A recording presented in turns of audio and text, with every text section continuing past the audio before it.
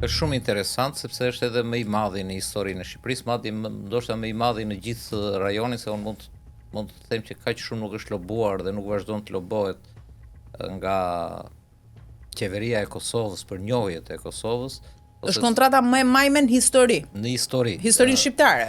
Shqiptare, sepse pastaj andaj mund të ketë oligarkë të caktuar e tjerë që kanë probleme me SBA-n, por unë flas për një parti, domethënë kur bëhet fjalë jo vetëm shqiptare, po edhe në rajon, mund të ta garantoj. Për shembull, edhe Vučić, qeveria e Beogradit, e cila ka gjithmonë probleme për çështjet të lidhjeve të saj me Rusinë, gjithmonë kërkon një farë afrimiteti me Amerikën për të mos edhe çështjen e Kosovës. Lobon ka një fond 500.000, domethënë dy fishi mujores të kësaj kontrate të Partisë Demokratike, 500.000 në vit. Për të lobuar shtetin e saj, marrëdhëniet e saj me Shtetet e Bashkuara. E njëjta kompani që në fakt është hapur vonë, po ti futesh në historikun e saj, që është ashtu, i shifrën më të madhe e ka rreth $80.000, vetë kjo, duket që ka një ecje të parë, po të shikosh shtetet, është Republika Dominikane, Ministria e Jashtme e Republikës Dominikane, Haiti nga 30.000, nga 80.000, nga 50.000. Kështu që është një gjë që kërcet, domethënë nga pikpamja e shifrës.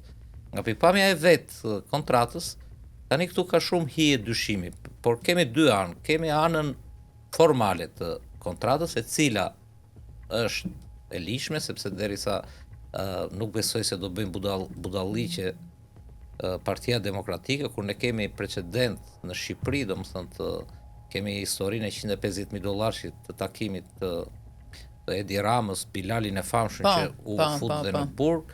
Kemi historinë, pavarësisht se përfundoi në komplot me Megonigalin të Lulzim Bashës dhe të PD-s të 500 mishës e tjerë. Dhe kjo pastaj patjetër që do bjerë në sy dhe i ka gjitha pyetjet ende. Kurse nga ana formale, siç të thash, si kontratë është normale, është e lishme? Po patjetër e lishme këtu pastaj futen gjithë këto të tjerat, do futen agjensit, domethënë këtu Spaku po bën verifikime. Se varet edhe donacionet nga vijnë për shembull. Pikërisht, atë do ta trajtojmë. Domethënë ka dy anë. Nuk ka garanci se është e lishme në plan parë. Ka dy anë, anën ligjore dhe anën politiko-morale. Anën ligjore nuk e themi dot, prandaj të bëra të parantezën që nuk besoj se janë treguar aq budallën, sepse të futesh pastaj, nëse ti ke bërë një shkelje, futesh ka një ligj për komplotin që se kemi ne këtu atje, sepse ti nëse fut në mënyra të dyshimta apo në mënyra ekstra ligjore para apo njerëz të caktuar për të lobuar me kongresmen, me departamentin e shtetit, ti atje më shumë e ke problemin me SBA-n në këtë rast, është tjetër çështja këtej në Shqipëri. Dhe këto t'ja lëm kohës, sepse Spaku po bën një verifikim këtej, unë besoj që dhe në SBA do bëhet një verifikim, po. Shiko, unë nisem tani edhe si vëzhguesjoll.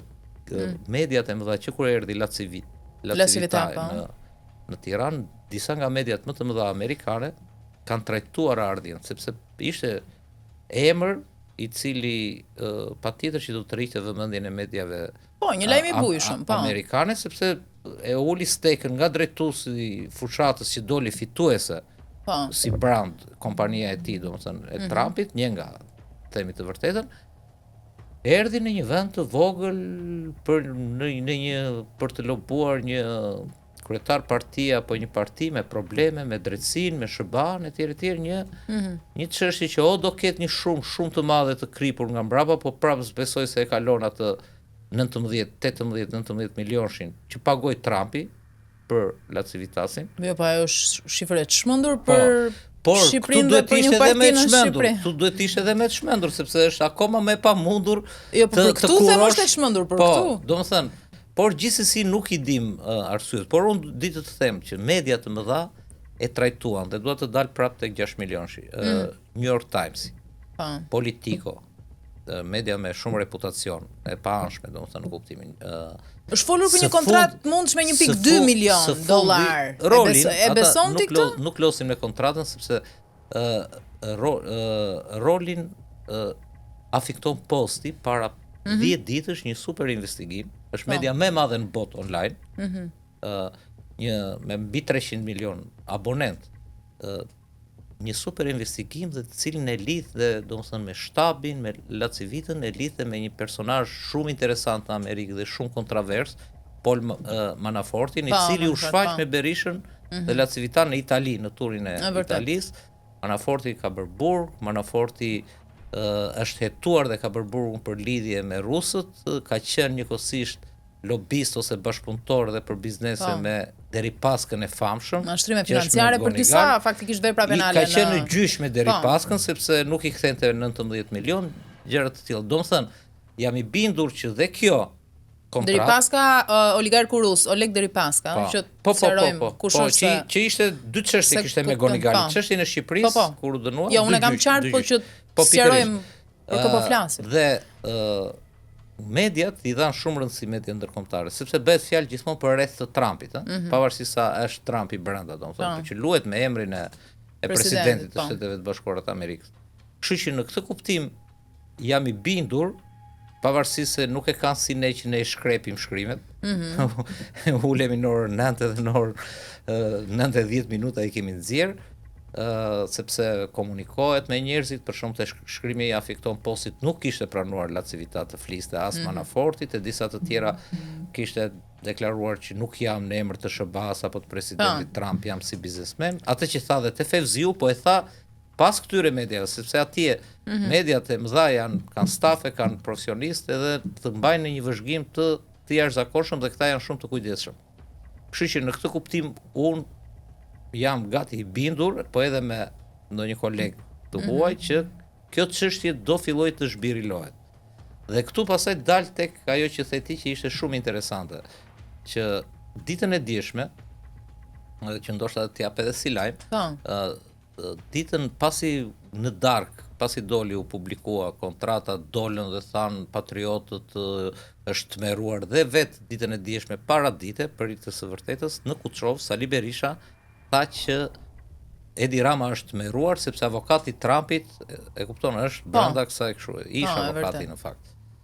Dhe pas kësaj nuk kemi më asnjë deklaratë. Në orën 12:30 dje Sali Berisha kishte konferencë me gazetarë. E anulloi, po. E anulloi. Pastaj doli dhe mirë, po e anulloi sepse dukshëm të gjithë do e pyesnin për këtë çështje, kështu që. Pikërisht, po prit se jemi në fushat.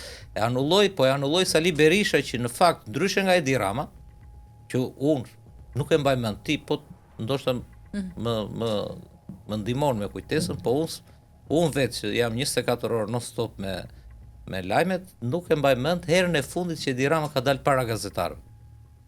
Sali Berisha për hir të së vërtetës jepi Cezarit. Më shumë ti po thuaj se kur është konferenca avjetore e fundvitit. Po dhe ato janë ose në ngjarje të jashtëzakonshme kur vinë më shpesh del presidenti. Njerëz të rëndësishëm diplomat në Tiranë. Më shpesh del presidenti i SBA-s sesa Edi Rama. E ka taktikën e vet për t'u shmangur, ka dhe arsye për t'u shmangur, por një më tonjës për të ardhur në pushtet, për kandidat për kryeminist, kryetari i opozitës, ka një arsye shumë të fortë që t'i shmanget qoftë dhe kësaj pyetje, sepse ti e ke bërë këtë, domethënë kjo mund të jetë e mirë, mund të jetë pozitive për Partinë Demokratike. Këtë e vendos fushata. Po mirë, po dhe sa do shmanget, sepse ai e ka në agjendën e tij që bën konferenca çdo ditë. Nuk është dikush që nuk bën edhe urdhri në thonjza ose më saktë këshillat ka ardhur pikërisht nga shtabi amerikan i fushatës. Që të mos flitet. Të mos flitet. Po të mos flitet sepse ata mendojnë për zhvillimet në SBA. Amerikanët kanë një shprehje. Domethënë avokatët të këshillojnë, këshilltarët nuk u mendua kjo në momentin që për gjëra që mund të të implikojnë. Po dakord, po kur u bë kjo, dihej që do flitej se nuk u bë. Dakord, pra, po dihej, po gjërat edhe të dalin nga jo, po sa kohë kjo është e lishme. Atëherë, siç thot Partia Demokratike, atëherë tani, këtu kalojnë te ana politike. Mbi bazën e lishmërisë. Këtu ka dyshim. Përse? Se unë po ti isha për shembull Sali Berisha. Ose po ti isha Partia Demokratike. Mirë, kanë dhënë një argument ata për këtë në deklaratën që nuk flasim sepse bjem në kurthin e Edi Ramës, që do të largoj vëmendjen të merret me këtë. Kjo vetëm argument nuk është sepse vëmendja u largua më shumë duke mos folur dhe duke mos e bërë transparent. Tu kalojmë te ana tjetër. Unë për shkak po ti isha, a ke deklaruar që këto donacione, kjo shumë kaq e madhe, rekord, është mbledhur nga patriotët? Po, nga diaspora shqiptare, praktikisht. Shumë bukur, nxirre listën, se ti jesh patriot, këtu njerëzit e nxjerrin veten kur çojnë një pako makarona. E vërtetë është. Tek ashtu nxirre listën e patriotëve, siç dilnin listat e patriotëve kur kontribuonin për Kosovën, për UÇK-n, për luftën, nxirre listën. Ti këtu në Tiranë, ata ti ndoshta e kanë dorëzuar te fari, e kupton, ose kush i ka menaxhuar, fondacioni. Por ajo është çështja amerikane, ne flasim këtu dhe jemi te politika. Nxirre, përse fshe? Nxirre dhe ja mbyll gojën dhe Edi Ramës që doli sot këto para mund të jenë të korrupsionit apo kushdo kundërshtari të Sali Berishës dhe nuk e lufton dot ti që janë ulëshuan këta të na hedhin një dyshim. Jetë e dyshimit të hidhen gjithmonë kur s'ka transparencë. E vërteta të nxjerr lakuriq. Nxirre ti të vërtetën, e ke parasysh dhe gjitha kjo del në. Po emri i garantorit në këtë mes, një shqiptaro-amerikan nga diaspora shqiptare në Amerikë, nga Tropoja, domethënë, është mirë, dakord, lidhjet. Po ti futesh tek lidhjet. Por nuk është ai poseduesi parave, se shumë njerëz janë gatruar. Jo, ai është garantori. Jo, patjetër. Po mirë, po edhe që të dalësh, edhe të dalësh garant. Nuk e di a ke marrë ndonjëherë kredi konsumator. Po pra, kredis që dikush të dalë garant. Po patjetër. Të thotë një tjetër që nëse coft ti të vjen të troket ty dera. Po, është vërtet. Po mirë, po edhe kjo ka një risk, kështu që ti je garant. Nuk është kaq formale sa. Patjetër që ka një risk. Unë isha në televizion tjetër dje. Për këtë çështje në orën 12 në Top Channel. Nuk e keni problem, besoj se jeni tjetër sot. Jo, s'kemi censurë në fare. E komunikuan me zotrinë edhe ajo përgjigj jam me pushime, nuk duhet të flas për këtë, çdo gjë është në institucionet amerikane. Po, u pasqyrua ajo në media. Mirë, pa ajo pritej që se ç'të komentonte ai kur sa kohë nuk po komentojnë ata që duhet komentojnë. Ai shumë mirë bën që s'komenton se ai është në, si thon, presonome aty. Po pra, ti kanë thënë që mos komento, sepse nuk ishte vërtet. Derisa i ka thënë Sali Berishës që s'ka burr nënë, ti thot mos komentoj një gjë në historikun e tij si egocentrist që është, edhe që edhe këshilltarët gjithë jetën e tij ka patur për t'i këshilluar dhe jo që ta këshillojnë. Kështu që këtu duket që ka një gjë që duhet të tregojnë të kujdesshëm. Sepse shumë e thjeshtë është del në konferencë shtypi, ju përgjigjesh pyetjes së gazetarëve, aq më tepër që këtu 90% të mediave i kanë nën kontroll, edhe të kolegëve tan, përgjithsisht, më vjen keq që e them. Shumë mirë ata gazetarë që fton atje, qoftë edhe me pyetje janë të detyruar, sepse ti s'ke si do ta shmangësh, ti je në kulmin e fushatës. E diona je në kulmin e fushatës, s'do dal më në televizion. Zoti Berisha.